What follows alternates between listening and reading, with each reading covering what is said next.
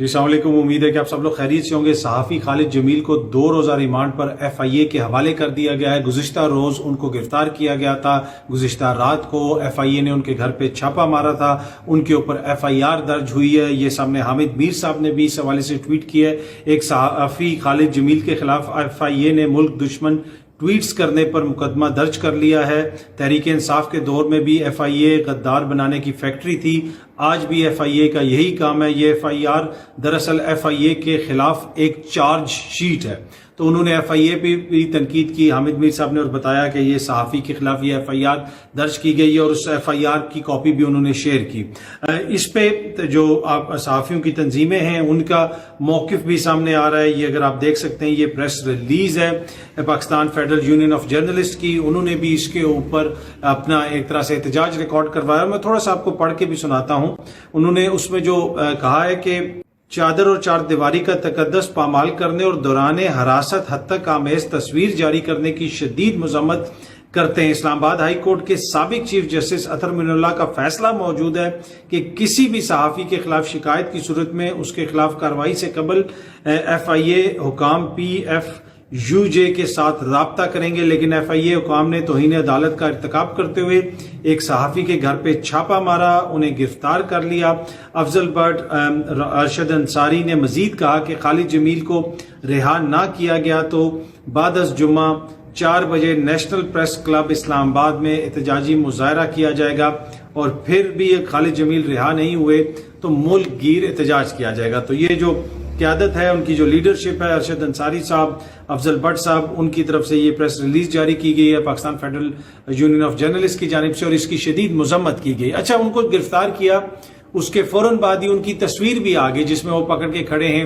اب یہ اس پہ اعتراض کیا جا رہا ہے کہ یہ انتہائی غیر مناسب عمل تھا، اور اس کا بنیادی مقصد جو یہ تھا کہ ان کی تذییق کی جائے، صحافیوں کو ایک پیغام دیا جائے۔ یہ جو آپ سامنے ٹویٹ دیکھ رہے ہیں، یہ عمران ریاض خان صاحب کے وکیل میاں علی اشفاق، جو اکثر اس طرح کے کیسز میں مختلف صحافیوں کا دفاع کرتے ہیں، ہم نے ماضی میں دیکھا، عدالتوں میں آپ کو نظر بھی آئے، انہوں نے بھی اس حوالے سے ٹویٹ کیا، اور اپنی ٹویٹ میں انہوں نے لکھا ہے absolute shameful and humiliating conduct of FIA taking such pictures and leaking information of such nature with malicious intent is disgusting۔ بنیادی طور پر انہوں نے کہا کہ یہ انتہائی شرمناک رویہ ہے کہ آپ نے اس طرح کی پکچر لی، پھر اس کو ریلیز کیا گیا اور اگلے بندے کی تذییق کرنا مقصود ہے۔ اچھا، یہ بات صرف یہاں تک نہیں ہے، صحافی بھی اس کے اوپر اعتراض کر رہے ہیں۔ جس طرح پہلے بھی میں نے آپ کو بتایا کہ حامد میر صاحب نے وہ FIR کی کاپی بھی شیئر کی، اس کے اوپر تنقید بھی کی، اور بتایا کہ کس طریقے سے FIA ماضی میں بھی یہ کچھ کرتا رہا، اور جو ان کی تصویر جاری کی گئی اس کے اوپر بھی حامد میر صاحب نے لکھا کہ خالد جمیل کی یہ تصویر جاری کرنے پر FIA کے خلاف قانونی کارروائی ہونی چاہیے۔ تو اسی طرح فیڈرل یونین آف جرنلسٹ کی طرح دیگر صحافی بھی یہ ٹویٹس وغیرہ کر رہے ہیں کہ ان کی اس طرح کی جو تصویر جاری کی گئی ہے وہ جان کے جاری کی گئی ہے، ایک پیغام دیا گیا ہے۔ اب مقدمہ عدالت میں چلا گیا ہے، سب جوڈس ہے، معزز عدالت آئین اور قانون کے مطابق فیصلہ کرے گی، FIA اپنا مقدمہ رکھے گی۔ انہوں نے کیا ٹویٹ کی ابھی تک وہ میری نظر سے نہیں گزری۔ خالد صاحب آل دو بڑے سینئر صحافی ہیں، ABN کے بیورو چیف ہیں، 1-2 پروگرامز میں ان کے ساتھ بیٹھ چکا ہوں، انتہائی شریف النفس قسم کے انسان ہیں۔ ان کی کوئی سوشل میڈیا کے اوپر نہ کبھی ہم نے کوئی زیادہ ٹویٹس دیکھی ہیں، نہ بیانات دیکھیں۔ اب یقیناً اس مقدمے کے بعد جو یہ چیز ہائی لائٹ ہو رہی ہے، اب لوگ جا کے دیکھ رہے ہوں گے کہ وہ کون سی ٹویٹ ہے، انہوں نے کون سی ایسی بات کی ہے، پر لیکن ہم امید کرتے ہیں کہ عدالت آئین اور قانون کے مطابق فیصلہ کرے گی۔ اور ہاں، اچھا، ماضی میں اس میں جو جسٹس اطہر من اللہ صاحب ہیں، ان کا موقف بڑا واضح تھا، ان کی عدالت کا موقف بڑا واضح تھا۔ انہوں نے کہا کہ صحافیوں کو اس طرح ہراساں نہ کیا جائے اسلام آباد کی حدود میں۔ اب وہ تو سپریم کورٹ میں چلے گئے ہیں، ان کے جانے کے بعد اس طرح کے ہم نے مختلف کیسز رپورٹ ہوتے ہوئے دیکھے کہ جہاں پہ صحافیوں کے نام مختلف مقدمات وغیرہ میں آئے، کچھ صحافی ملک سے باہر ہیں، کچھ ملک کے اندر ہیں، پر جس طرح میں نے پہلے بھی عرض کی کہ ہر ادارہ، اگر ایک ادارے نے FIR کی ہے تو اب عدالت کا یہ کام ہے کہ آئین اور قانون کے مطابق اس کے اوپر فیصلہ کرے۔ لیکن سینئر صحافی جو کورٹس کو رپورٹ کرتے ہیں، وہ بھی بڑے اس حوالے سے واضح موقف رکھتے ہیں کہ کس طریقے سے اس چیز کا بنیادی مقصد جو ہے وہ صحافیوں کو ایک طرح سے پیغام دینا ہے، اور اس کے ساتھ ساتھ پھر یہ عدلیہ کا امتحان بھی ہے۔ ثاقب بشیر صاحب سینئر کورٹ رپورٹر ہیں، انہوں نے بھی یہ ٹویٹ کی، ذرا میں وہ آپ کو پڑھ کے سنانا چاہتا ہوں، بڑی امپورٹنٹ ٹویٹ ہے۔ انہوں نے کہا کہ اے بی این کے بیورو چیف سینئر صحافی خالد جمیل صاحب کی گرفتاری اور پھر تصویر بنا کر تذلیل کرنا انتہائی قابل مذمت ہے۔ ایف آئی اے نے بغیر نوٹس گرفتاری کر کے اپنے ہی ایس او پیز کی خلاف ورزی کی، کس الزام میں گرفتار کیا گیا کوئی پتہ نہیں۔ مجھے تو ایسا لگا جیسے نئے چیف جسٹس کو ایف آئی اے کی جانب سے سلامی پیش کی گئی ہے۔ ہاں جی، اب یہاں پہ قاضی فائز عیسیٰ صاحب کا نام آ رہا ہے۔ قاضی فائز عیسیٰ صاحب سے صحافی یہ توقع کرتے ہیں کہ ان کے ہوتے ہوئے اس طرح کی چیزیں نہیں ہونی چاہیے، اور ایک طرح سے یہ ان کا بڑا امتحان ہے، کیا وہ اس صحافی کو انصاف دلوائیں گے۔ اب دیکھتے ہیں آگے چیزیں کس طرف جاتی ہیں۔ اس کے علاوہ اور بھی بہت ساری ٹویٹس ہیں، صحافیوں کی غم و غصے کا اظہار بھی کر رہے ہیں، اور آزادی رائے کے اوپر اس طرح کی جو مبینہ قدغن ہے اس کے اوپر بھی اپنے تحفظات کا اظہار کر رہے ہیں۔ باقی کوئی صحافی یہ نہیں کہہ رہا ہے مجھ سمیت کہ ہم آئین اور قانون سے بالاتر ہیں، صحافی کے خلاف کسی کے خلاف کوئی کارروائی نہیں ہو سکتی، لیکن اگر اس میں یہ شائبہ ملے، یہ تاثر ملے کہ جیسے مقصد جو ہے ایک پیغام دینا ہے اور اس طرح کی تصویر جاری کرنا، اس لیے کہ یہ تصویر کسی یوٹیوبر نے تو جاری نہیں کی، ایف آئی اے نے تصویر لی اور تصویر جاری کر دی۔ ماضی میں بھی اس طرح کی تصاویر جاری ہوتی رہی ہیں، عمران خان صاحب کے دور میں بھی اس طرح کی تصاویر جاری ہوتی رہی ہیں، اس دور میں بھی ایف آئی اے صحافیوں کو گرفتار کرتی رہی ہے، جس کا بڑا امپورٹنٹ چیز ہے، جس کا ذکر جو ہے حامد میر صاحب نے بھی اپنی ٹویٹ میں کیا۔ تو ہر کسی کو دیکھنے کی ضرورت ہے، سوچنے کی ضرورت ہے۔ باقی ملک ہے، آئین ہے، قانون ہے، تو ہم سب ہیں، ہم سب کو ملک کے لیے، آئین کے لیے، قانون کے لیے ایک واضح موقف لینا چاہیے۔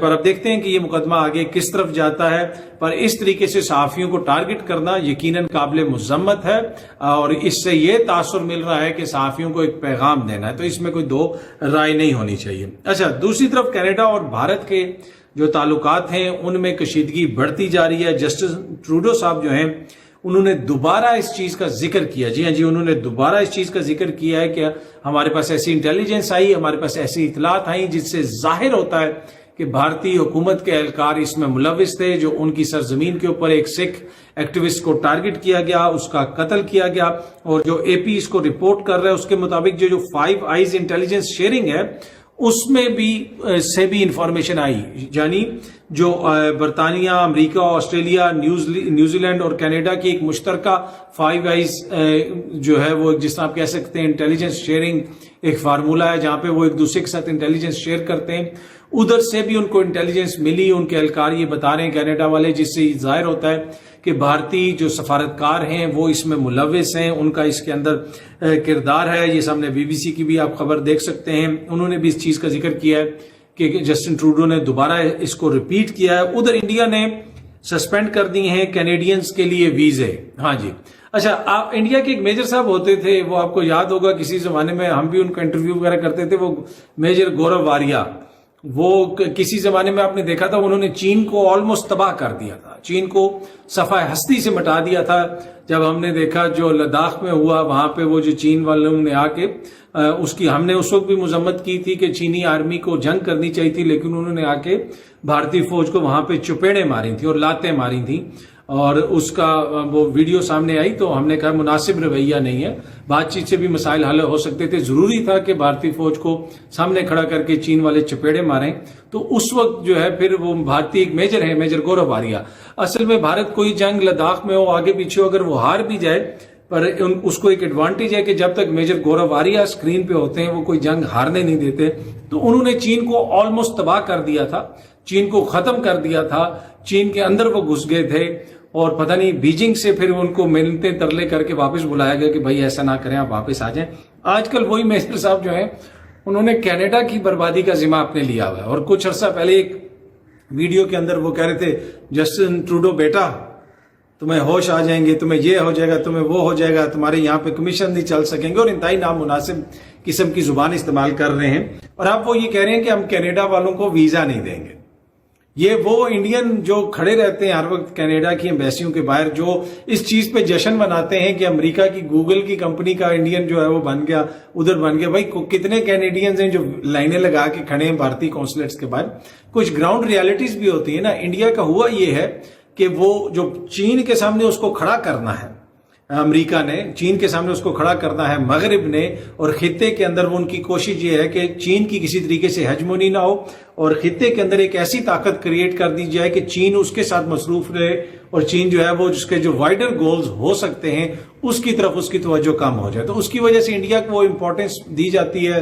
اس کی اکانومی بھی بہتر ہے، اکانومی اس لیے بہتر ہے کہ بڑی آبادی ہے، وہاں پہ انویسٹمنٹ بھی ہو رہی ہے اور وہ ساری چیزیں، اس کا ایک لمبا بیک گراؤنڈ ہے، اس میں جا سکتا ہوں. لیکن وہ باقاعدہ طور پہ خود کو، وہ اگر میجر صاحب کی آپ ان گفتگو سنیں، گورو آریہ صاحب کی، وہ ایسے باتیں کرتے ہیں کہ جیسے وہ کوئی سپر پاور ہے اور وہ جی چاند پہ بھی چلے گئے، وہ بھی چلے گئے. تو میں نے ان کو ایک دفعہ ایک پروگرام میں بات کرتے ہوئے کہا تھا، میں نے کہا آپ قابل احترام ہیں، ہمیں تو آپ کی فکر ہے، اور فکر اس لیے ہے کہ جتنی پاکستان کی آبادی ہے اتنے زیادہ لوگ تو بھارت کے اندر ہر روز بھوکے سوتے ہیں.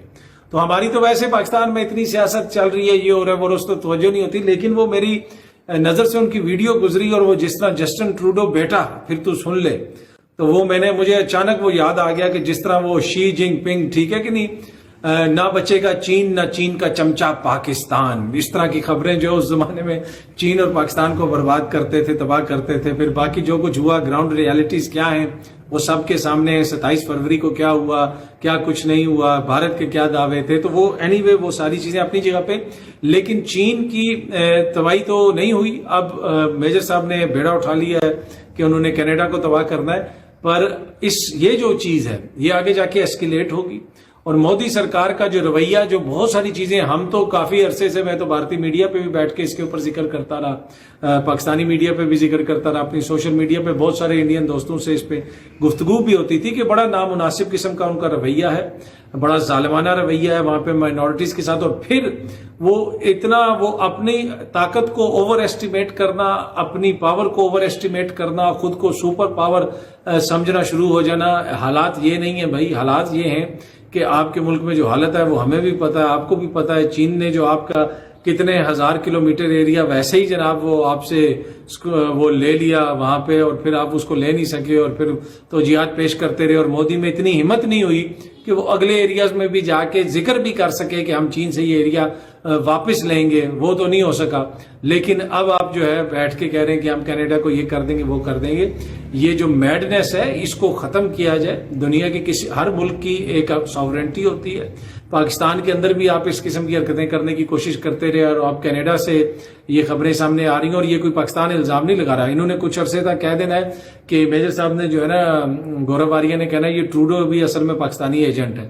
تو وہ کوئی مجھے کسی قسم کا کوئی شک نہیں ہے کہ انہوں نے اس قسم کا آنے والے دنوں میں الزام لگا دینا ہے. لیکن یہ جو چیز ہے یہ بھارت کو ہانٹ کرے گی. اس کا جو امیج ہے، جو تمام تر چیزوں کے باوجود مغرب میں ایک طرح سے اس نے قائم رکھا ہوا ہے، سافٹ امیج گاندھی جی کی جو ہے وہ اینٹی، جسے آپ کہہ سکتے ہیں عدم تشدد کا فلسفہ، تاج محل، یہ بڑی بڑی خوبصورت جگہیں، اور یہ اور وہ اسپائسز، بالی ووڈ، وہ اس طرح کا امیج. لیکن حقیقت کیا ہے وہ اب پوری دنیا دیکھ رہی ہے. ویسے تو وہ حقیقت تو سب کو پتا ہے، اب کیا وہ دنیا حقیقت کو ایکسیپٹ کرنے کے لیے تیار ہے؟ مجھے نہیں لگتا. مجھے لگتا ہے کہ جو ویسٹ کے اپنے مفادات ہیں اس میں انڈیا کی بڑی امپورٹنٹ پوزیشن ہے، اس وجہ سے وہ اس کو پروٹیکٹ کرنے کی کوشش کریں گے. لیکن جو کر رہا ہے بھارت، کشمیر میں کر رہا ہے، دیگر جگہوں پہ کر رہا ہے، وہ کسی سے ڈھکا چھپا نہیں ہے. تو یہ اب دیکھتے ہیں جی بھارت اور کینیڈا کے تعلقات کس طرف جاتے ہیں. پر وہ میجر صاحب کی ویڈیو دیکھنے کے بعد مجھے خدشہ ہے کہ کچھ دنوں کے بعد یہ نہ ہو کہ وہ امریکہ اور دیگر لوگوں کو بھی ایسے ہی وہ دھمکیاں دینا شروع ہو جائیں. اور اس قسم کی جو میڈنس ہے وہ جب تک ایک نیشنل ڈیبیٹ کا حصہ رہے گی تو وہ پھر نیشن اسی طرح کے لیڈروں کو چنے گی جس طرح کی لیڈرشپ وہاں پہ ہے. کیا اس کا فائدہ اس ملک کو خود ہو رہا ہے؟